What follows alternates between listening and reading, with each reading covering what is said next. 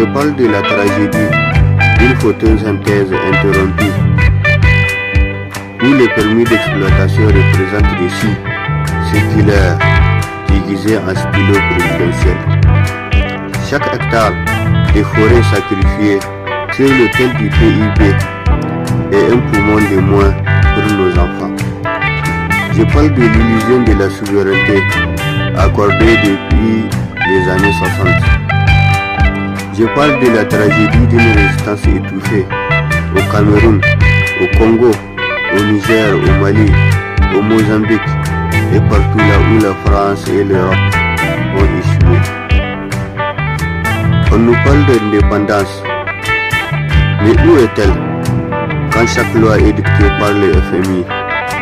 Nos dirigeants dansent le tango de la servitude, un pas en avant et deux pas vers l'esclavage moderne.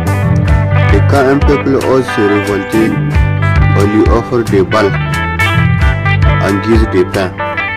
Je parle de l'arbre qui cache la forêt, de la corruption, qui a toujours fait battre le cœur de l'économie occidentale. Leurs budgets environnementaux s'évaporent comme des moutons politiciens après la campagne. Ils plantent des multinationales parasitaires là où nos ancêtres semaient des arbres généalogiques.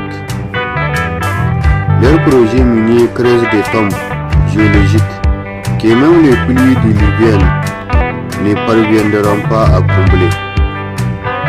Ce sont des bûcherons de la démocratie, abattant sans relâche les piliers de nos institutions.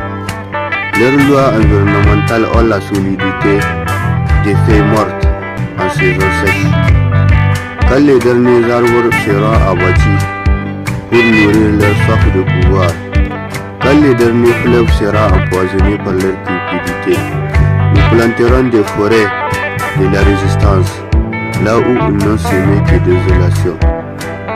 Car l'Afrique véritable n'est pas dans leur rapport mensonger, mais dans le bourgeonnement silencieux de nos luttes, dans la pollinisation croisée de nos idées, dans le corps solitaire des protectrices de nos résistances ancestrales. Nos forêts sont des livres ouverts, dont les dirigeants dirigés ne savent pas déchiffrer les avertissements. Chaque hectare rasé est une page arrachée au grand roman de notre biodiversité.